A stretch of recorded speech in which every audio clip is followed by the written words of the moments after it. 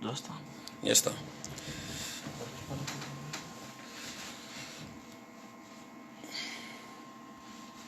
Pon ahí.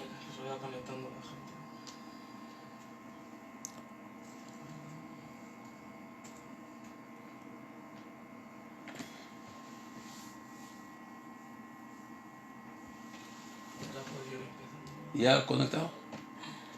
Ok.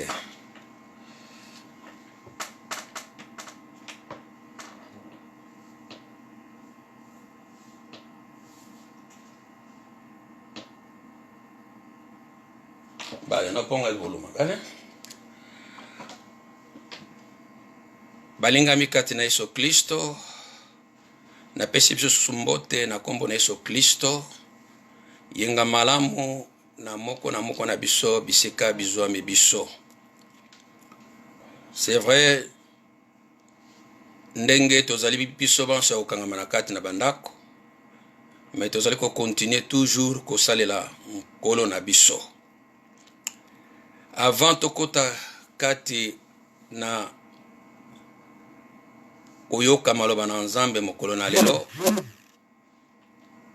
nalingi ete naleka lisusu na kotasa mwa mayeba ba notiso tozali na yango kati na libota na bana na Nzambe. Et surtout pona bandeko o bazali kolanda biso o bazali libanda Espagne, kotalisa biso liwaya ndeko na biso Frère Serge, et kotalisa ete lelo oyo enterrement ezali na 12 heures. Et enterrement wana ezosalama obelesi 3 personnes, mais na nyonso tozali koyeba na kozongisa lokumu epai na nkolo. Epe nazali koyeba kotasa so mayebisi mosusu tozali na yango.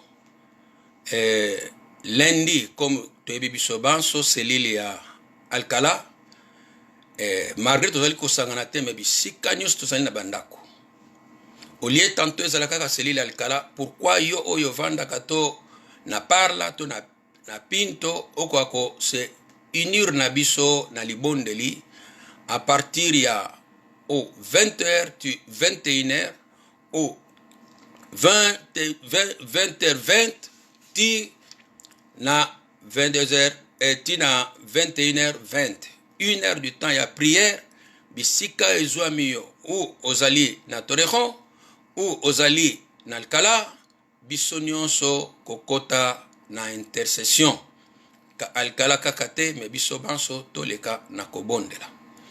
Alors mokolo na lelo na koyeba na kabolelo komuka motuya, mais avant tokota na koyoka maloba na Nzambe na lingi nano na kumisa Nzambe. Atako nazalaka chantre te na yebi koyemba te, mais koyemba ezali pona moto nyonso. Ndenge makomi na bosanto lobi ete oyo nyonso azali ko respirer akumisa Nzambe. Alors du fait que nazali ko respirer na koyeba na okumisa Nzambe. À mon cœur j'ai choisi de suivre Jésus-Christ. À mon cœur j'ai choisi de suivre Jésus. À mon cœur j'ai choisi de suivre Jésus-Christ.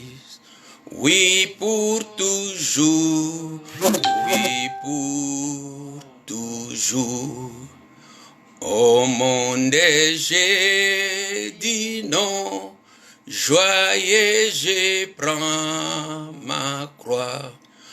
Au monde j'ai dit non, j'accepte la croix. Au monde j'ai dit non, joyeux je prends ma croix. Oui pour toujours, oui pour toujours. Si les amis s'en vont, qu'importe moi j'irai. Si mes amis s'en vont, qu'importe j'irai. Si mes amis s'en vont, qu'importe moi, j'irai. Oui, pour toujours, oui, pour toujours. Au monde, j'ai dit non, joyeux, je prends ma croix. Au monde, j'ai dit non, j'accepte la croix. Au monde, j'ai dit non, joyeux, je prends ma croix. Oui, pour toujours, oui, pour toujours. Que Dieu soit loué. Na mitema na biso topona Yesu Kristo sepela yo oyo ndima Yesu Kristo kati na bomoi na yo zala na esengo. Boya mokili ekoleka na biloko na yango, me oyo asalaka volonté na Nzambe yenda koumela seko na seko. Naali kotonda Nzambe koyoka message oyo pasteur alekaki na kopesa biso, alekaki na kolendisa biso dimanche passé sur na Matthieu 25 sur les 10 vierges. Alors biso oyo tozali na mokili tozali kozela bozongi na Yesu Kristo esengeli te baraka omibongisama mokolo na mokolo. Tozala lolenge ya les 5 vierges balaki sage kozala vierge te bazalaki bazoba suka nango bazangaki kokota na mokolo ya nos. Alors leso ya motuya elekaki na kopesa biso ezali na oyo etali koyeba na koveye. Tozala vigilant na bomoi na biso. Zala vigilant moyini akwa kobotola te oyo ya motuya oyo ozali na yango, akwa kobotola kondima na yo te. Tikala ferme, veille na mabondeli, veille na méditation ya maloba na Nzambe. Miso na biso etali la bobele se Yesu Kristo. Lelo na lisungi na Nzambe na lingi ko exhorter biso na thème moko ezali très important. C'est vrai, ezali thème oyo et fortifia kingai aussi na moment oyo nazali ko passer aussi ba moment difficile. Molinga mikate na Yesu Kristo tokofungola makomi na biso koyeba na kotanga maloba na Nzambe na Esaïe 43. Kuna tokotanga ba verset mibale 1 na 2. Nazali kopesa ontango yo oyo zali na Bible no ya espagnol, fungula Bible no ya espagnol. Yo zali na Bible na ya lingala, fungula Bible no ya lingala. Toko ko yoka maloba na Nzambe. Na Bible ya français balobi na biso boye. Na Bible ya français balobi na biso boye. Ainsi parle maintenant l'Éternel qui t'a créé, ô Jacob, celui qui t'a formé, ô Israël. Ne crains rien, car je te rachète. Je t'appelle par ton nom, tu es à moi. Si tu traverses les eaux, je serai avec toi. Et les fleuves, ils ne te submergeront point. Si tu marches dans le feu, tu ne te brûleras pas. Et la flamme ne t'embrassera pas. Tobondeli. Éternel notre Dieu, l'heure revenue, papa, glorifiez l'Isusu kombo na yon kolo, glorifiez l'Isusu maloba na yon Nzambe. Qui suis-je moi, Seigneur? Je ne suis qu'un simple serviteur, mon Dieu. Papa, sungangai na nzela na molimo mo santo. Oyo nyonso kobima na bibebu na ngai ezala oyo euti epai na yonkolo. Ezala oyo yo olinkolo bela biso, a commencer par moi-même, pe libota na yo mobimba Nzambe. Nzambe na nguya nyonso, tika ete bisika ndeko nanga moko na moko azwami, molimo mo santo na tango oyo, koyeba na kotouche ye, koyeba na ko lobela biso nyonso, koyeba na ko corriger bomoi na biso, koyeba na ko fortifier kondima na biso, enfin to konye ko kende liboso. Nzambe na kumisi yo, Nzambe na pamboli yo ozali malamu. Na tondi yo nkolo na oyo nyonso ozali kosala kati na bomoi na biso. Ezala na ba situation oyo tozali komona mpasi, to tozali komona mabe Nzambe, me nayebi ete papa yo ozali na contrôle na nyonso. Epe na nyonso tozali kotombola maboko na biso na likolo, kokumisa yo, kotonda yo Nzambe. Comme malokomino ezali koloba ete toute chose concourt au bien de ceux qui aiment Dieu. Kolo na kumisi yo ozali malamu. Nzambe yo oyebi nyonso, oyebi lelo na biso, oyebi lobi na biso nkolo. C'est pourquoi confiance na biso totiango epai na yo. Kumisama na yo nkolo na nyonso ozali. Utilise-moi Seigneur puissamment na se ya message oyo. Kombo na yo ekumba malibele na libele ozali Nzambe. Lokumu nkembe pe masanjo lezonga bobele epai na yo na kombo na Yesu Kristo tobondeli bo epe tolobi amen. C'est vrai, Tito Tangi, 2 versets on Esaïe 43, tozali komona momoko o ezali amutuya, kolo azali koloba na biso, ainsi parle maintenant l'Éternel qui t'a créé. Ngai na yo tozali bakela mona Nzambe. O Jacob, c'est lui qui t'a formé. Nzambe ndem t'a formé ki biso, o Israël. Message o epesamaki na bana Israël wana bango bazalaki na buumbu na Babylone. Alors mutu nyonso aza muumbu azalaka mutu na esengo te. Azali moto oyo azali na bobangi. Moto oyo azali privé na liberté. Moto oyo azali koyeba na kotravailler po na mokonzi mosusu. Mais Nzambe na mawana ye azali koyeba na kotalisa bana Israël de la même manière azali kolobelanga no mokolo na lelo. Kobanga te. Kobanga te. Kobanga te. Ne crée rien, ne crée rien, ne crée rien. Thème na biso ezali ne crée rien. Kobanga te. C'est vrai, wuta moto ebaki na kosala mosumu na jardin d'Éden, koko na biso Adam, et le péché ekotaki kati na mokili. Alors, moto akomaki kobanga. Peur ekotaki kati na moto. Lolenge moko ngai na mokolo na lelo. Chaque fois il y a un danger o ezali koya kati na bomo na biso tozalaka na bobangi. Chaque fois situation moko difficile ezali koya tozalaka toujours na bobangi. Moto azali kobanga, moto azali kobanga futur na ye. Moto azali kobanga o koya lobby.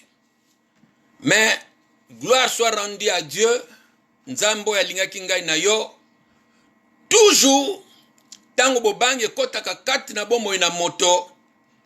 Nzambe lera yaka alibaka kaka eloko moko kobanga te. Kobanga te. C'est normal frère, ba situation auto tozali ko traverser moment ya maladie soki mutazwa ngo aza deja kobanga. Situation mosusu bakoko longola musala oza kobanga. Situation toza ko passer sikoyo deja baza ko talisa ba pronostic ke économie ekokweya. Misala eko kweya batu mingi ba na chômage, mais déjà batu kobanga se koti na rukuto komi mokolo wana te. Nanu kuto kutenda na situation moko te kobanga se koti.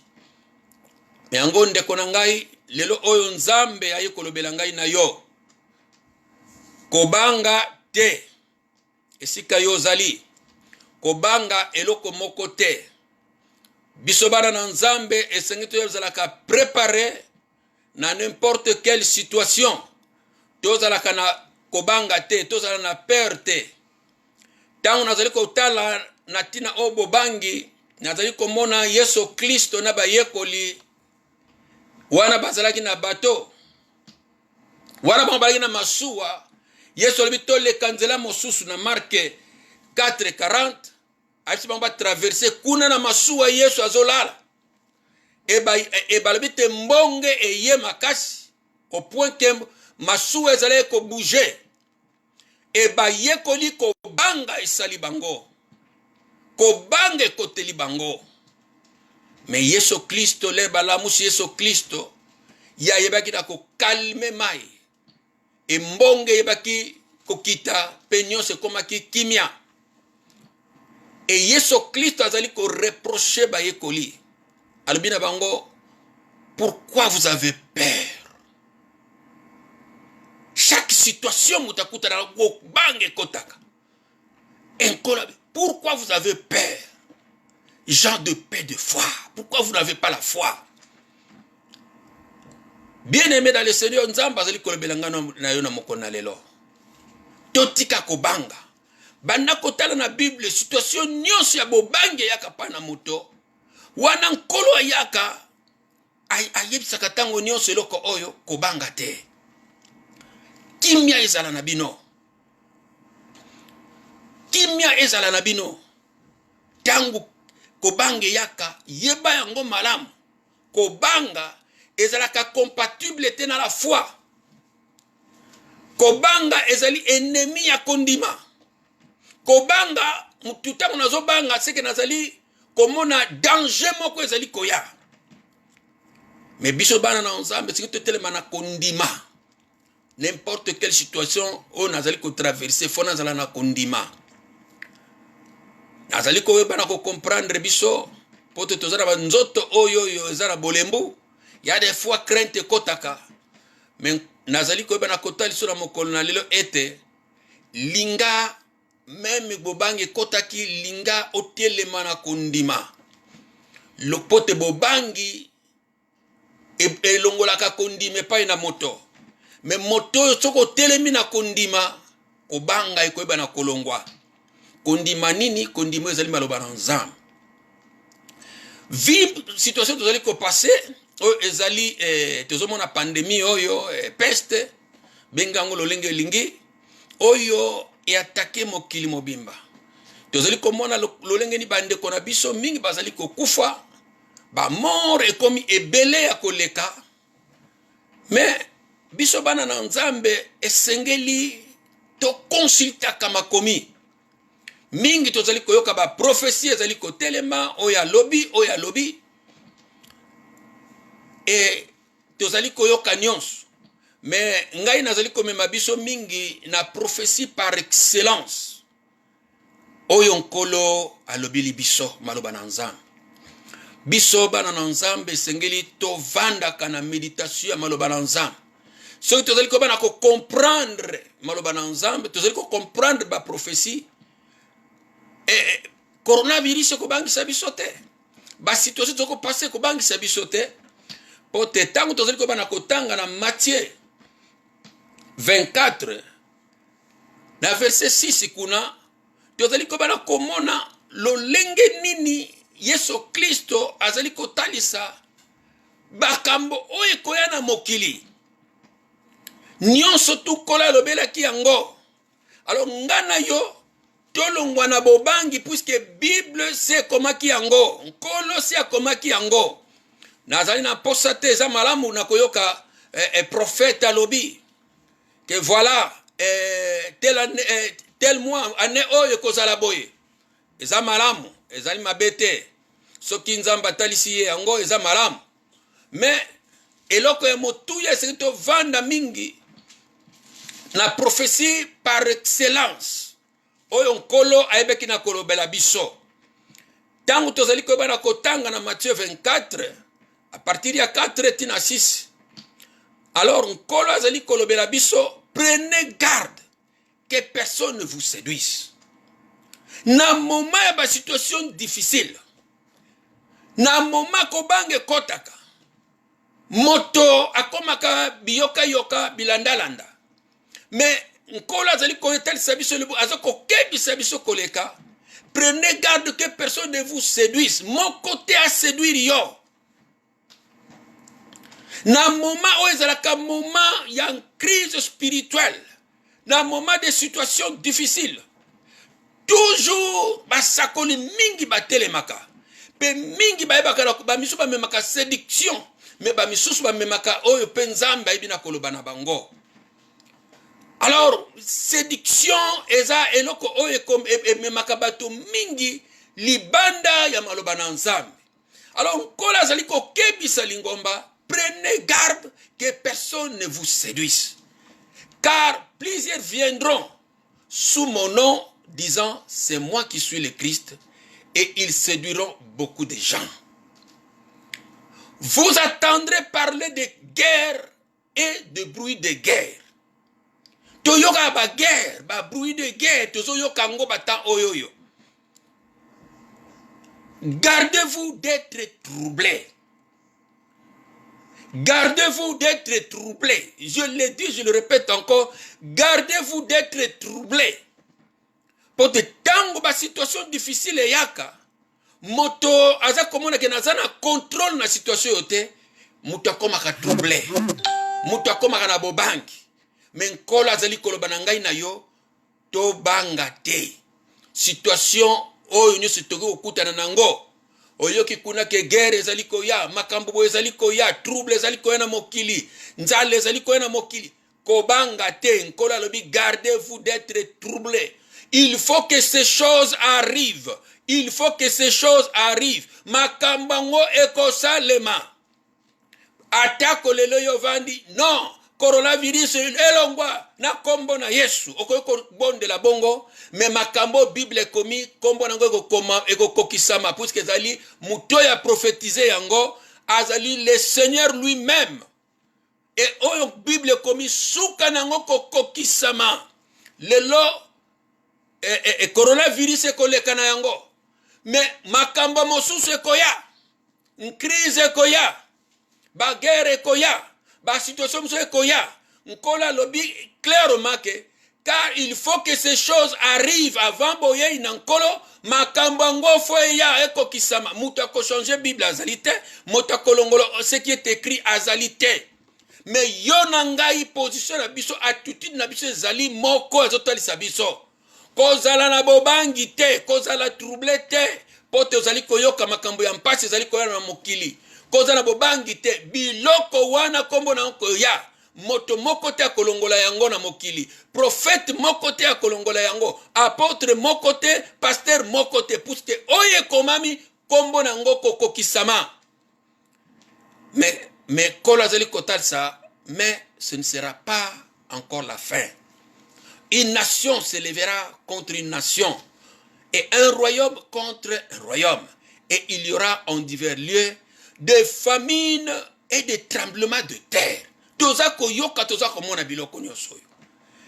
cela ne sera que le commencement des douleurs. Ah bon? Nyonso wana ezali bandeli ya pasi. Yango tangu nazali kotala ba prophétie mingi tangu bazali ko sakola ete ya malamu ezo ya menga nazo mona oyo nkola alobi ete oyo tozali komona eza nango kaka ebandeli ya douleur. Tozali koyoka banzala bisika nyonso, banzala na bamboka na biso, famine. Tozo koyoka ba tremblement de terre, tozo koyoka ba guerre, tozo koyoka ba rumeur ya ba guerre. Tozo komona ba peste par-ci par-là, Ebola, et oyo kutu coronavirus, et mokili mobimba. Mais kolo alobi na biso nini? Gardez-vous d'être troublés. Prenez garde. Moko te akosayo. Biloko wana kombo nango kokokisama. O nzamba lobi kombo nango kokokisama. Yango na toko bema biso kobange loko te. Kozala troublé te. Na ba situation tozali ko traverser. Kozala troublé te. Biloko one koya nkola lobi yango. Mutu akolongola ngo azali te. Ekoya. Oye koya eleki, oye koya mususu ye, oye koya mususu ye, mususu eleki mususu ye. Il n'y a pas longtemps, la crise économique est et surtout en Espagne, de 2008 et aussi presque 2016. Mais on est là. Il faut avoir confiance à Dieu. Vous avez confiance dans Nzam. Tellement dans Nzam. Tout ça dans Nzam. Vous avez confiance dans Nzam. Crise, mon côté est troublé, situation, mon côté est troublé, yo. Ko perdre contrôle te. ko perdre contrôle te.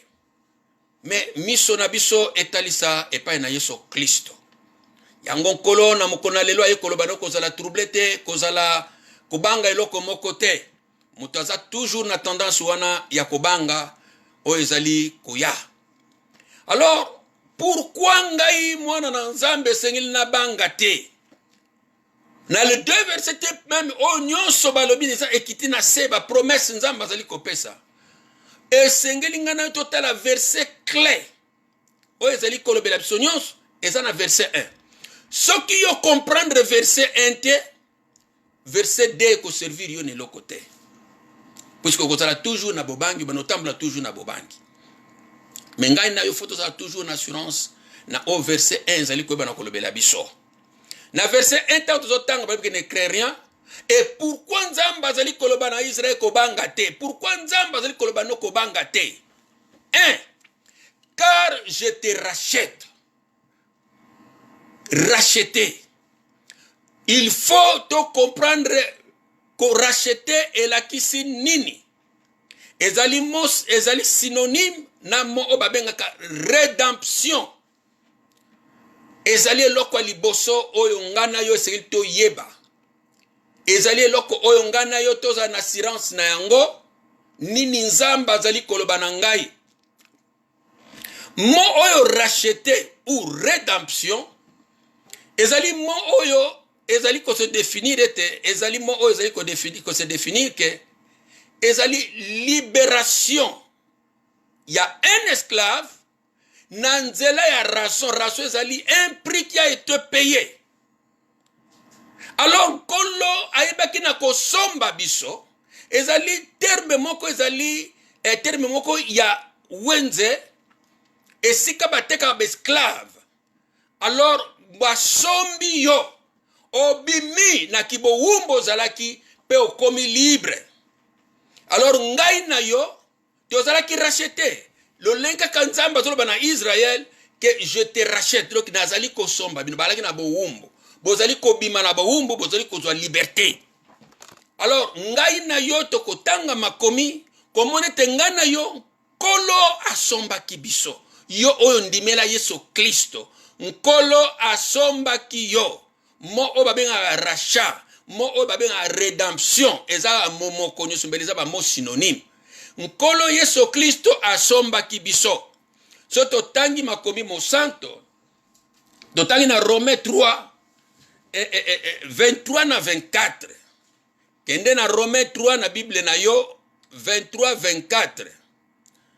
Na Romains 3 Romains 3, 23, 24. D'abord, nous avons par exemple dans le verset 9. Balobina biso dans le verset 9. Quoi donc? Sommes-nous plus excellents? Ou un apôtre de Paul Azoloba? Nullement, car nous avons déjà prouvé que tous, juifs et grecs, sont sous l'empire de péché. Donc, ngai na yo, tozale ba wumbu ya masum. Ngai na yo, tozale ba wumbu ya Satan. Alors, nzambe na bolingo na ye atindi mwana na ye Yesu Kristo ye aye kosomba biso. Yango na Romains 3 23 na 24 biso. Car tous sont péchés et sont privés de la gloire de Dieu. Tous. Ngai na yo tosalaki masumu. Moko te azalaki juste. Moko te akoye kotombola musapi ke ngana za juste. Nazalaki azate. Biso nyonso to salaki masum pe to salaki privé to mona nkembo na nzambe te. Yo oyo van na ndako, yo oyo nano ndimela Yesu Kristo te. Soko nano ndimela te yebeke moyo mona nkembo na nzambe ezali te. Nzela ezali se moko. Nzela na Yesu Kristo. Il y a le chemin, la vérité et la vie. Moko ta okoma na papa, soki na nzela na Yesu Kristo te. Ce qui yon a ndimela Yesu Kristo te sike ezali yo banda ko kanisa gumba makolo na yo linga ondimela Yesu Kristo pote yo mona papa pote yo ko kotara bokonzi na likolo. Et na 24 balimna biso et ils sont gratuitement justifiés. Ezana misala na yo te mingi bazali ke soka vando na sala ka misala malamu. Soki yon ndimeli Yesu Kristo te okobiki samate. masumu na yo ko continuer. Donc tu as justifié gratuitement eza ofele faveur o nzamba sali biso tango ondimeli Yesu Kristo. Eza pona misala na ngai te o nazali kosala busala na ngai malamu batu mingi tomona ko basala passer ba ONG mingi bapesaka bavina bo bazokende kosala bazali kokende kosala me bakobikisama te puisque aza kokende ko aider batu bazana pasi yango nde akobikisama. Non, fo andimela Yesu Masiya. Soka andimeli Yesu Masiya te akobikisama te malgré bolamu yazali kokende kosala. Fo ondimela nde Yesu Masiya poto bikisama. Alors bato nyonso to salaki masumu pe to bikisami na ofele grâce nzamba pesi biso. Nous sommes justifiés par sa grâce. Justification c'est quoi? Justification ezali baza ko déclarer mutu juste ngano to la na tribunal to parce que l'âme qui pêche mourra et sengala to kufa to mona nkembo na nzambe te mais nan totali justifié par la grâce. Dieu nous a déclaré juste pote tondimeli Yesu Masiya na place biso sengi to kufa Yesu Kristo azwa ki place yanga ina yo makila na Kristo etangaki pe ya somba kibiso asomba kibiso. Donc justifié par la grâce par le moyen de la rédemption. Ndenge na baki rédemption eza mo synonyme na rachat.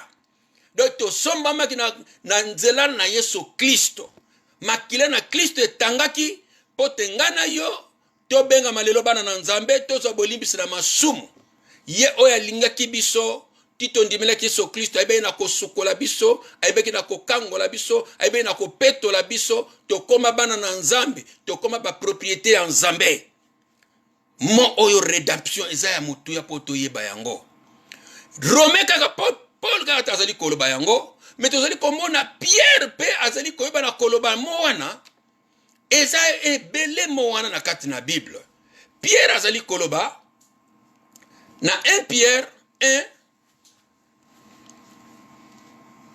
17 pe na 19 tina 19 balbina biso.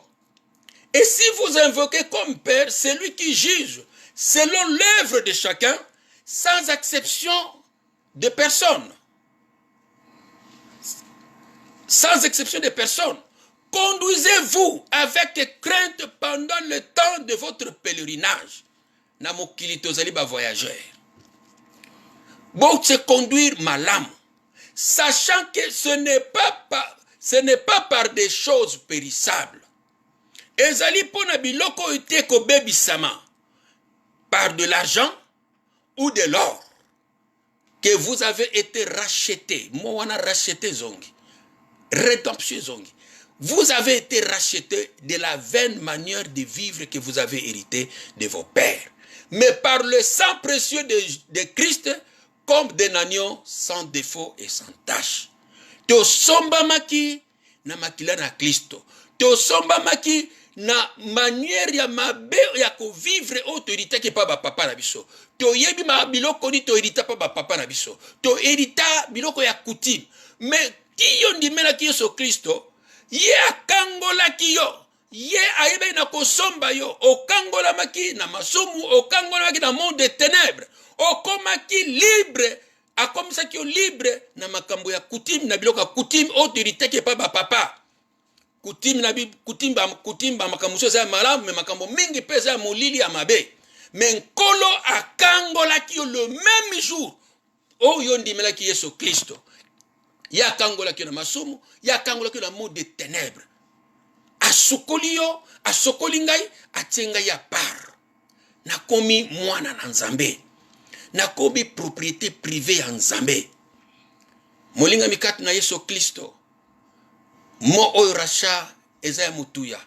Ngai na yo foto yeba ngo soki tozo yeba yango te eza difficile po te toka ko mener pe vie à victoire kati na mokili. To ko mener vie à victoire te po te tozali ko yeba te. Mais ngai na yo singi to yebeke to somba maki nkolo asomba ki ngai na yo na makila na ye ya mutuya. Deuxième chose bazali koloba 1 na uto koloba 1 car je te rachète donc da somba ki yo. Deuxième mot bazali koloba, je t'appelle par ton nom. Nzambe ayebi moko na moko ya ngai na yo. Mingi na biso tola na confiance wana te na yebete nzambe ayebi ngai. Ezala kesengo ko yebete nzambe ayebi ngai. Naza ya nzambe. Zala na assurance na place de vandi ke nzambe ayebi nga. Mingi bakazake nzambe ayebi yete. Nzambe ayebi kaka apôtre, nzambe ayebi kaka prophète. C'est pourquoi bakima kamba prophète. Nzambe alobi nini? Non, yo za mwana na nzambe. Solo na papa. Papa ko kolobela yo, papa ko kolobela prophète eza malamu. Mais kobango tozalaka nango kozokima mbangu pa ya mosali na nzambe. C'est vrai aya sunga yo. Okende liboso. Mais nzambe ayebi yo.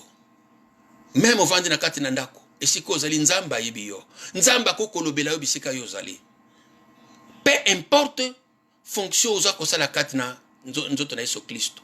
Peu importe. Oza inconnu te pa na nzambe. Papa ayebaka mwana na ye. Ayebi bana na ye nyonso. Nzamba ayebi yo. Soki yo oza na confiance te nzamba asomba yo. Nzamba ayebi yo. Okozala bobangi te tango ba situation difficile ezali koya kati na vie na yo. Okozala na bobangi te poto yebi ke papa yebi ngai. Na sepelaka na nzembo ya le moloto ayemba. Naza ya Yesu. Okelanga pote na tatola bilako na yo. Ata situation ni ezali koya. Me naza koyebete naza ya Yesu. Naza mwana na papa. Kozala na bobangi te bisika yo zali. Kozala bobangi te ya coronavirus.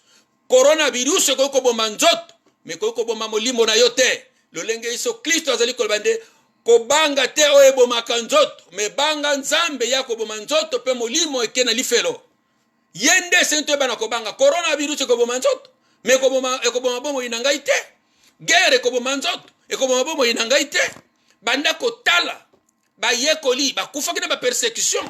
Biloko wane ko ya. Ba kufa ba pasaki ba persécution ya makasi. Ba chrétien mingi ba kufaka na période ya Néron. Ba msu ba tumba bango. Ba msu ba lia bango na ba lion. Mais ba salaki na ko banga te. Contre plus que l'église salaki persécuteur, plus ba salaki ko se multiplier ba chrétien. Plus ba na ko mebele.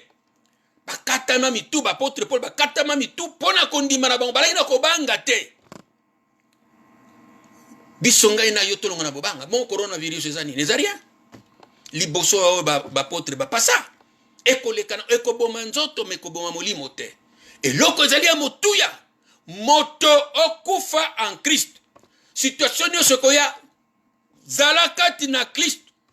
Soki na kokufa na kufi me kati na Yesu Masia. Lolenge Bible ezali koloba esengo na bakufi kati na Yesu Kristo.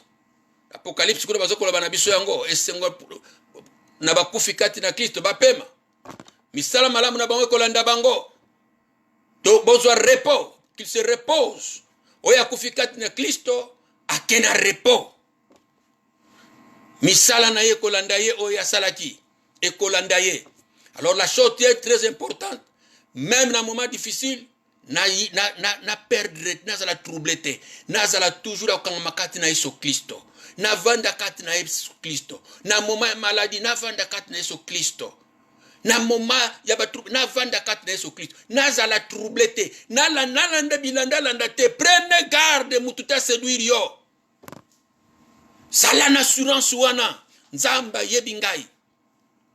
Na vanda kati na Yesu Kristo mobimba na yo kati na Yesu Kristo. Kozala te ba chrétien mito komi kotambola lokolo moko na Kristo, lokolo moko libanda. Mokolo moko lokolo moko kati na Yesu Kristo, mokolo moko na mokili. Non. Makolo nyonso mibale kotsa kati na Yesu Kristo. Soko tambola ka ndengo wana ozali chrétien ba benga hypocrite. Oza kotalisa ba bilongi mibale. Côté o naza chrétien, côté wana naza tika vi wana, vi o yezo sepelisa nzambe, te nzamba kosambisa moko na misala o za kosala. Zongi sama kolono nyoso mibale na nkolo. Tambola na kobanga nzambe, tosama na nzambe, salela nzambe. Pote un jour tomona kembo na nzambe. Alors moye misatu balandisi bazotalisa biso pona nini esengeli kobanga te. Kolo azali koloba na tu es à moi. Non pas te kakayibi malbi oza ya ngai appartenance. Naza ya Yesu. Mingi tomona ke lokola naza ngai ya Yesu. Te bozomona ka kende ah non oyo wana kaka pasteur mtoza ya Yesu, apôtre mtoza. Non. Nzamba yebi yo. Nzamba somba yo. Nzamba sokola yo. Atia yo a part. Oza mwana na ye, oza ya mokilite, oza ya ye. Naza ya ye. Ayebi nga na kombo na ngai. Ayebi ngai. Et oza ya nzambe. Naza ya nzambe. Il faut avoir cette assurance. Mutu azo bakaza ya nzambe. Yangonde kosala ke na banga te tango situation ezali ko ya situation difficile. Na yebi nani onga na ndimela naza ya kolo. Appartenance.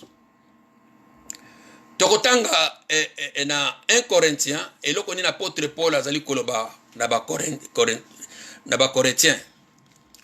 Eloko moko apôtre Paul azali koloba ezalaka mingi oyo nga na yo toyebaka te mingi. Na 1 Corinthiens 6 tokotanga kuna 19 pe 20 mingi ya ba chrétien toyebaka te tango tozoyeba te yango tozalaka ke oza ko ningana libosa situation oza ko ningana mais senge toyeba na ko affermir makolo na biso kati na Kristo na yeba nini nkola sali kati na bomo inanga pe na koma nani naza ya nzambe oza ya satana te naza ya nzambe. Alors bazolo bana biso na 1 Corinthiens 6 19 ne savez-vous pas que votre corps est le temple du Saint-Esprit qui est en vous? Ne savez-vous pas? Toyebi église ya Corinthe eza église ezalaki bosoto ezalaki mingi ekobo na makambo la chair bana kotambola mingi. Mais apôtre azako talisa bango apôtre Paul, ne savez-vous pas? Ignorance, baza ko ignorer que bazali temple ya Molimo Mosanto. Mingi na biso ba chrétien to ignoraka ke tozalaka temple ya Molimo Mosanto. Le jour ya rédemption mukolo yo ndimelaki Yesu Kristo yo kangola maki. Molimo Mosanto eko vanda kati na yo. Molimo Mosanto eko vanda kati na nga. Nzambe ayebeki na koseye biso na Molimo Mosanto ezo kotala ke toza appartenance na ye. Oza ya satana te, oza ya mokili te. Naza ya nzambe. Zala na assurance wana ke nazala ya nzambe. Koretien bazo yeba te ke bazala ka Molimo Mosanto zala kati na bango. Mutu ayebaka te kaza na Molimo Mosanto asalaka makambo bisalela salela. Il préfère na bomba ma frère na ke no sala bosoto na ngai na bomba mi frère bazo mona ngai te. Lobi na ko tombola maboko na église. Lobi wana na ke ko sala bosoto na ngai na zo bazo mona ngai te. Mais azo boso na ke tina ke ko kota na ke no sala bosoto Molimo Mosanto azana nga wana. Azo mona nga olio na banga nzambe nazo banga batu. Tina nazo sala escroquerie, Molimo Mosanto azo mona nga makambo nazo sala puska za wana. Mais soki nga na tozo ko se rendre compte partout on azali que Molimo Mosanto naza temple ya Molimo Mosanto. Molimo Mosanto azo mona ngai, azana ngai na ko sala buzoba te. Makambo mingi to sala ka to ko sala ngote. Pote na yebiete le Saint-Esprit azana ngai longo. Le problème église, l'église ya Corinthe, l'impudicité. Yango apôtre Paul zotaza. Mais bo yebite poza temple ya Molimo Mosanto. Bo yebi angote. Azakati na bino que vous avez reçu de Dieu. Nzambe nda tchaki Molimo Mosanto kati na biso. Et que vous ne vous appartenez point à vous-même. Nzoto na yo, molimo na yo, ezaya yo te. Nkolo sa asomba kingai, asomba kiyo, tokoma ya nzambe. Yo kanisaka ngana, kanisaka nzoto na ngana kosale lango ongana lingi. Eza nzoto na ngama kote. Non, eza nzoto na nzambe. Molimo na yo, ezaya nzambe. Pe azaliko koni avete, car vous avez été racheté à un grand prix. Rachat ezongi. Priyo yonkola sombela ki ezalaki kufa ya Yesu Kristo. Makila na Kristo tangaki pote ngana tozo lobiko. To somba maki to longaki na buumbu ya masumu pe buumbu ya satana. To somba maki na makila na Yesu Kristo. un grand prix. Eza ndengi Pierre alobi eza wolo ezali palata te ezali wolo te. Oyo esomba kibiso eza makila na Yesu Kristo. Yango aza kotalisa bango glorifiez donc Dieu dans votre corps. Nzoto na yo kumisa Nzambe, salela Nzambe, et dans votre esprit qui appartient à Dieu. Nzoto na yo molimo ne zoko appartenir na yo te. Nazalaka susu ya ngai te, me na koma ya Yesu. Loba eseke ezali yo ke nazalaka susu ya ngai te na koma ya Yesu. Nzoto na yo ezali nzoto ya bosoto te, nzoto na yo ezali nzoto na Yesu. Molimo na yo ezali ya bosoto te, molimo na yo ezali molimo ya Yesu. To koma ya appartenance. Mingi bakatake na ya sat. No, oza ya Nzambe, yango Nzambe atia molimo mosantu kati na yo. Satan ako yako simba yo te soki papa permettre yete. Pote oza ya Nzambe, appartenance privée ya Nzambe. Oza ya Nzambe. Mengai na yo to sosolaka yango te. Yango to kende kosalaka makambo, to kende kosalaka basumu. Oyo isepelisaka Nzambe te tozo tambola comme le monde bato ya mokili. Pote tozo yeba te ke Nzambe aza wana. Nzambe aza kati na nga azomona nga makambo nazosala. Lobi nga na yo to kosambisa na makambo tozosala. Tozali tempelo ya molimo mosantu. To salela Nzambe na nzoto na biso pe na molimo na biso mobimba.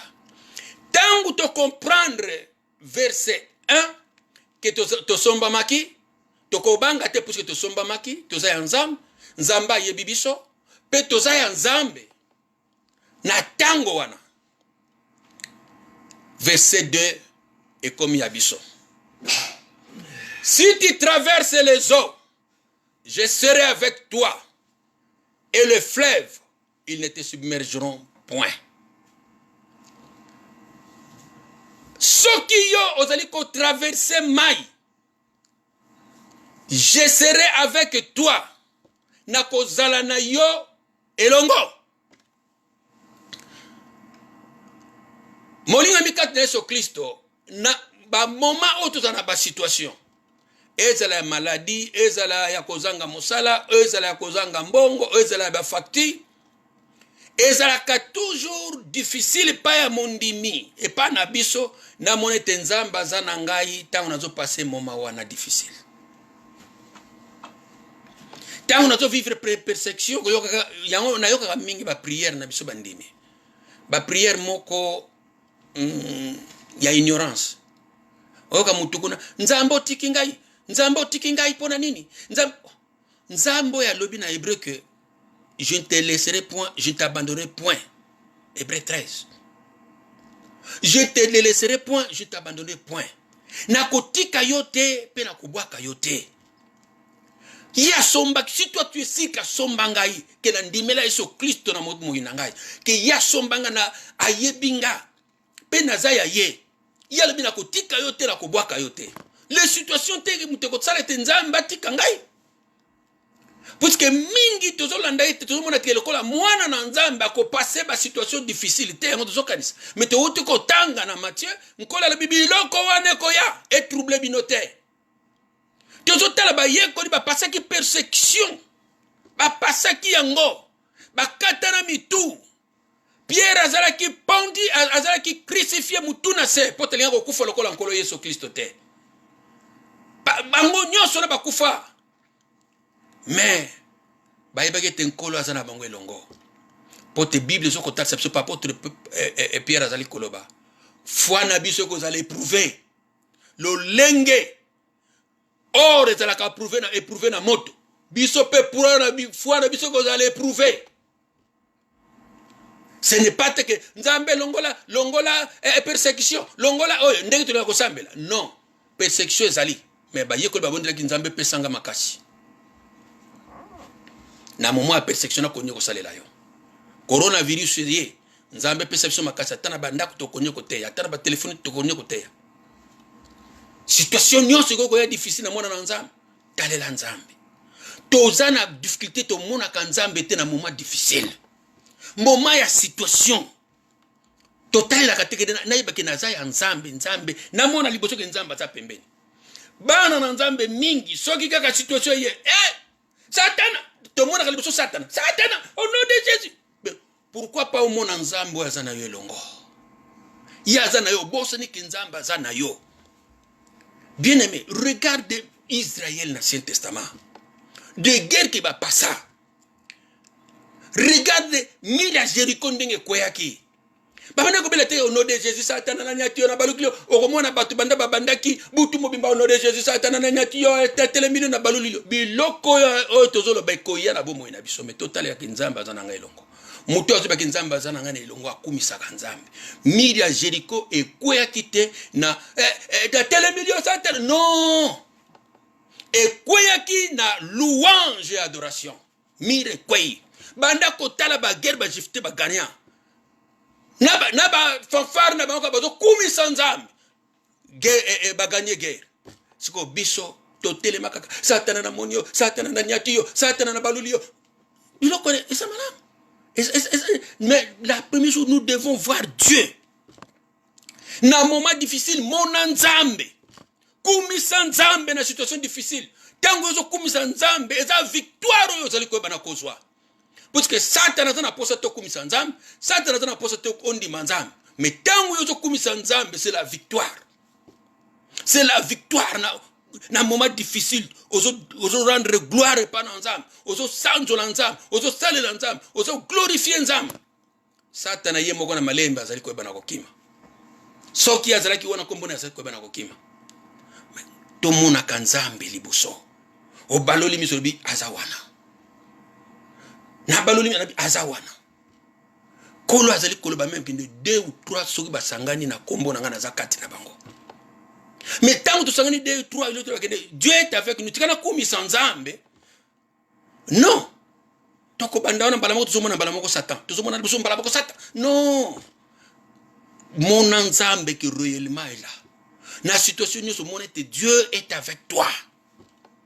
Il y a le but quand tu traverses, si tu traverses les eaux. Nzamba la bita kolongola mai. Mai eza situation. Moto bazolo ba eza ba situation be preuve à la fois au koleka. Mais nkolo alobi kobanga te nazana yo elongo. Linga umona kana situation difficile ozali koleka. Eza la kozanga mona nzambe d'abord. Mona ke il est là. Glorifier nzambe na nzoto no pe na molimo na yo. Mais comme on a toujours, anamoni bakangagai, anamoni oyo, anamoni, esprit de servitude, et ceci, c'est comme on a que Dieu est avec toi. Comment est la situation dans un nzamba dans un longo? Et on va dire banabiso ne sika oyo. Ya bazo tatsa biso. Soki nazali ko traverser mai. Ce n'est pas que nzamba kolongola mai, mais l'objet au ko traverser, on tio zo traverser mais mai e komela yote. Situation nous n'a pas passé si Dieu est là, victoire est yangai. Situation nous n'a pas passé que Dieu est là. Aye wana pona ko soutenir ngai. Aye wana nkolo aye pona ko compatir ngai longo. Na tentation na situation yo na zali ko bana koleka.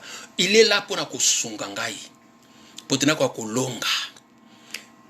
Maye ko komela ngai te. Coronavirus ko komela kundima nanga. Eko komela kundima ngai te. Moto ko zikisa ngai te.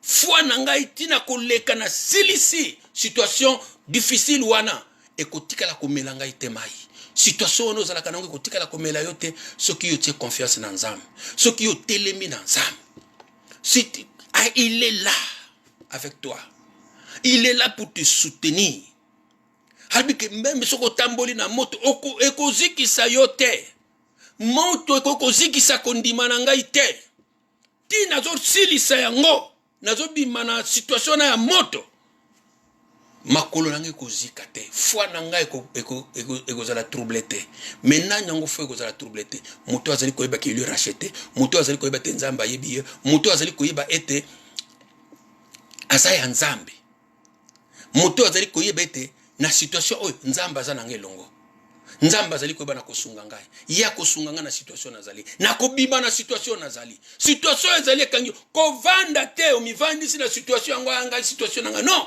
marcher traverser yango marcher na se ya situation yango pe okoyeba ndenge okobima na se na situation yango okoyeba na kobima pote nzamba za na elongo vois Dieu na ta chaque situation vois Dieu qu'est-ce que Dieu veut me dire pote ba situation wana tokolekisa yango biso nyonso oyo elongwe mosusu ye Espagne tolongwaki na tobimaki na crise coronavirus ye coronavirus pe ekoleka na yango mais tozoyoka déjà que crise mosusu ezoya crise ekoya so de bamsusu desa bandi kolenga na bandi kobanga déjà ay crise ezoya ay tokozonga ndenge tosala non tambola na kondima na crise Dieu est là na persécution Dieu est là na peste Dieu est là situation Dieu est là. Commence à voir Dieu. Commence à voir Dieu dans chaque situation. Dieu est là. Et s'il est là, je vais lui glorifier. Nako komisaye, nako sanzolaye, nako netelaye molingami. Et ça le kola bakoko na biso David ayebaki yango. David azali kolobana na Psaume 23 4 alobi ke quand je traverse la vallée de l'ombre de la mort. Azo traverser yango. Ce n'est pas que vallée wana yakufa azo traverse quand je traverse la vallée de l'ombre de la mort. Biso to ba nzambe longola yango na ezala te oyo ezala te ekozala bien aimé ekomama ekokokisama ba situation. Alors il y a quand je traverse la vallée de l'ombre de la mort, je ne nakozala bobangi te. Pote yo zananga elongo. Molinga mikati na Yesu Kristo. Bango kutu balaki na mulimo mosanto kati na bango te. Mulimo mosanto alaki likolo na bango. Mais bazalaki ferme dans la foi. Ngana soki situation kaki ndenga ke bandi nzambe longola situation oyo non, Dieu sait pourquoi zo lekisanga na ba certaines situations ezali pote alingi na yeba isu malamu alingi na kola lisu na kondima mwana ya classe sokaza na première primaire pote ya passer na deuxième fois ça la épreuve fois ça l'examen ba monika assimiler matière à passer na deuxième. Pour ta passer na troisième, la même chose. Pour ta passer na quatrième, la même chose. Azako kola na connaissance ya obazola kisaye. Ngai na yo eski to kola na nzela na nzambe. To kola be preuve otozo kutana na ngo so to longi bravo to continuer so to longi bravo et tozo ko pe ko sunga bande comme susu.